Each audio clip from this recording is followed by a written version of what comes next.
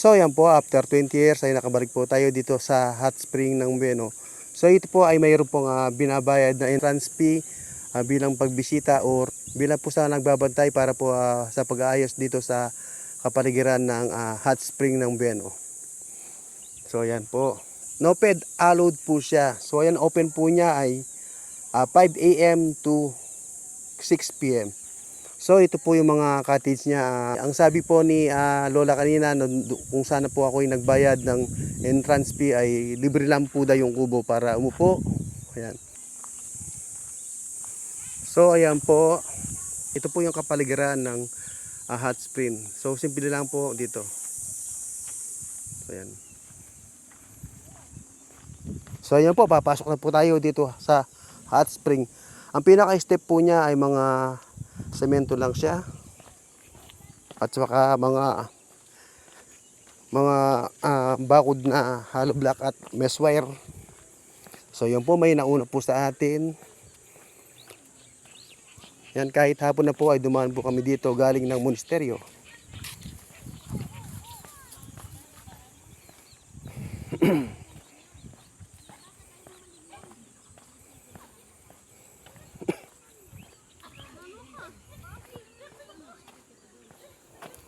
So ayan, nandito na po kami sa pinaka-center ng hot spring. Yan. Dati po ay napakababa lang nito.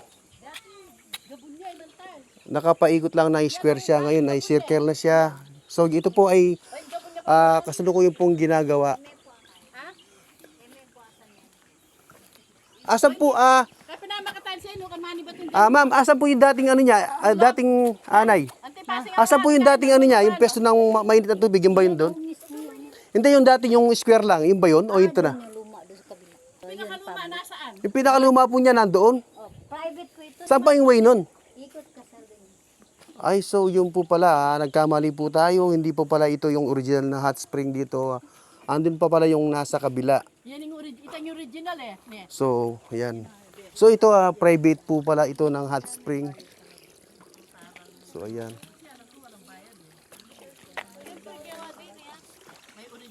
Ito po ay for business na rin para kumita yung may-ari. Pero hindi pala ito yung hot spring na napuntahan ko dati. Ayan si Nanay. Mas mainit yung doon. Nagpainit na kasama yung pamangkin ko. Mainit talaga siya. So ayan. Kumbaga sa kape, maligam-gam na kape. So ayan mainit siya.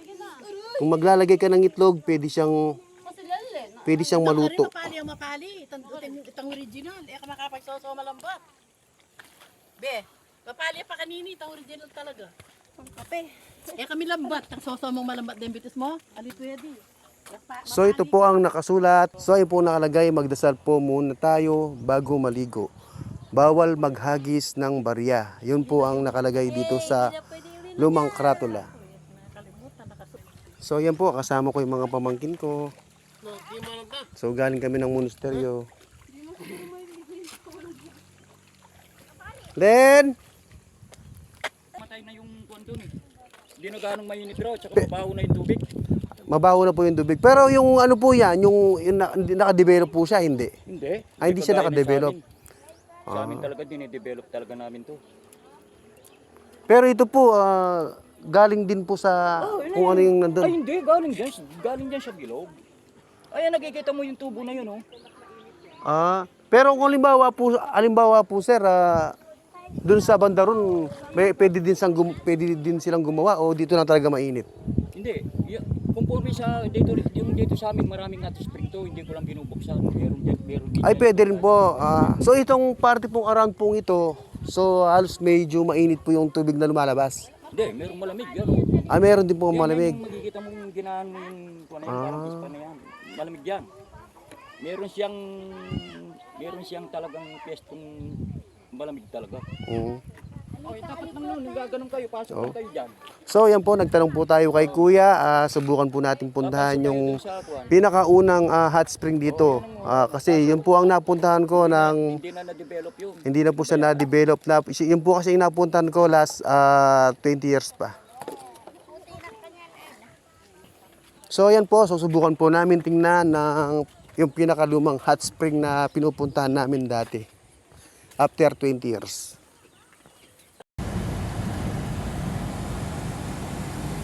Din po kasi yung pinuntahan natin ng una. Yung pong talagang kung saan po nag-umpisa yung hot spring dito sa Bueno. So nung pumunta po kasi kami dito, hindi pa gawa yung mga highway, hindi pa gawa yung mga daan. So mga tricycle pa lang po yung pwedeng pumunta dito. So dito po kasi sa part ng Bueno ay marami po kasing hot spring na lumalabas. So ayan, kaya po gumawa po sila ng hot spring na mainit din po siya pero private na po siya. Nagbabayad po ng 30 pesos per tao. Magtantay dyan kung saan may tao dyan. Sige, diretso lang. Dito.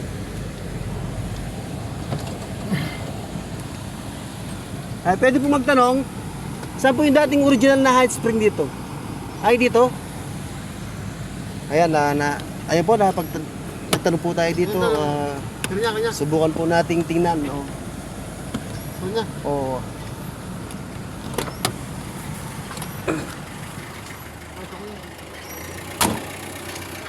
Sir, salamat po. Ay. Ay, taka rin, son. So yan, naglakad na lang po ako. Susubukan ko lang pong tingnan yung hot spring dito. Ma'am, pwede magtanong? Ma'am, ito po ba yung unang hot spring? Opo. Kasi doon po kami napunta nandun yung mga kasama namin. So, akala ko kasi yun ang pinunta namin. Ito yun, hindi pala. O sabi po daw private, may binabayad pong ito po public sabi niya. So, after 20 years po kasi kaya kami, after 10 years bago ako nakarating dito kaya gusto ko lang po siyang tingnan. Okay lang po, ma'am? Video lang po namin, ma'am, ah. So, maganda naman po mag-entertain si ate.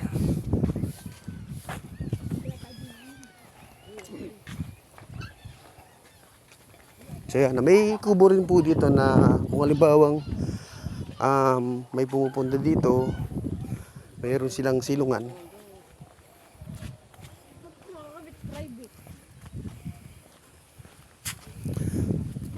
So, ito na po yung unang hot spring na pinuntahan namin nung maliit pa ako. After 20 years. So yan, subukan po nating hawakan. So yan. So parang mas mainit yata ito dun sa unang nating napuntahan.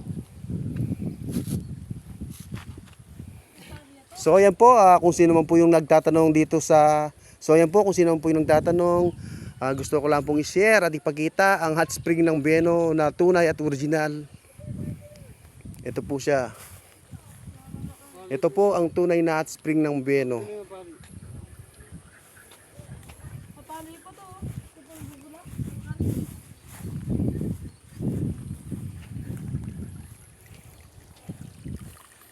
So ayan po, ayun po siya. Ito po ay public kahit hindi ka magbayad.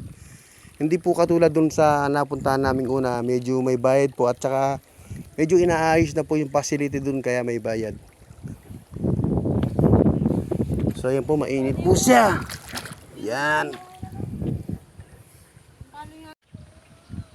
So magandang hapon po. Ngayon ay nandito po tayo sa tunay na hot spring ng Bueno. Ito po yung napuntahan ko last 20 years. Kaya ngayon ko lang po siya nakita. Yan. Tsaka makikita po ninyo may kumukulong tubig dito. Pakita mo dito, pakita mo. So yan. So yan po, nakikita po ninyo mayroon siyang parang may isda sa ilalim. So ito po ito po siguro ay ang kumukulo. Yan. Medyo mo ka dyan. So yan po, nakita po ninyo mayroon pong bumubula-bula. So yun po ang dahilan siguro ng pag-init ng tubig. So yan po, sa wakas nakapunta din po tayo dito sa hot spring ng Bueno. So yan po, salamat po sa manonood. Pag-share lang po kung sino po yung nagkagusto sa ating kwento. So yan po, salamat! So yan po, tayo po ay aalis na at babalik na po tayo dun sa private na hot spring na napuntahan namin. Nandun po yung mga kasama natin. So ayan po, siyempre po nandito na rin po tayo. Hindi po natin papalampasin na maligo at subukan po dito sa hot spring. Copyright ka na! So ayan po. Ayan po, mainit po talaga sa biglang pag-apak po dito sa hot spring. Mainit po talaga.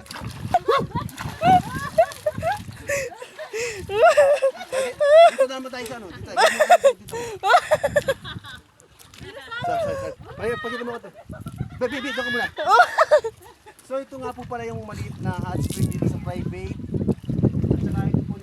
At saka ito po yung ginagawa nilang malaki na naka-circle.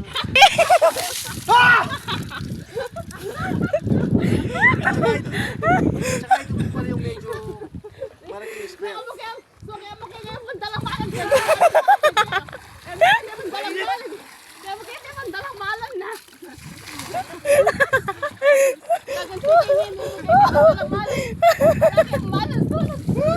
Wala kami damit na susuotin! Hindi, tumbalo ko rin. Huwag tumbalo ko rin. May damit daw siya dito.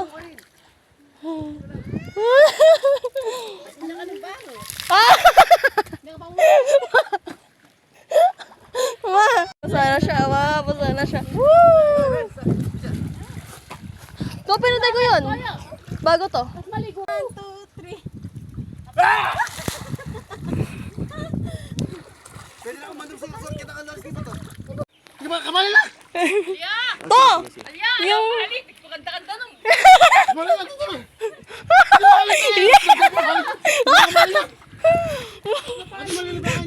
Gi! To!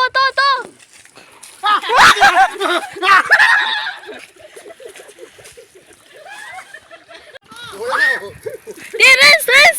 Tintin! Dali! Ayan na! Experience mo na, be. Nakapanood ng nakabol. Nakabol naman sa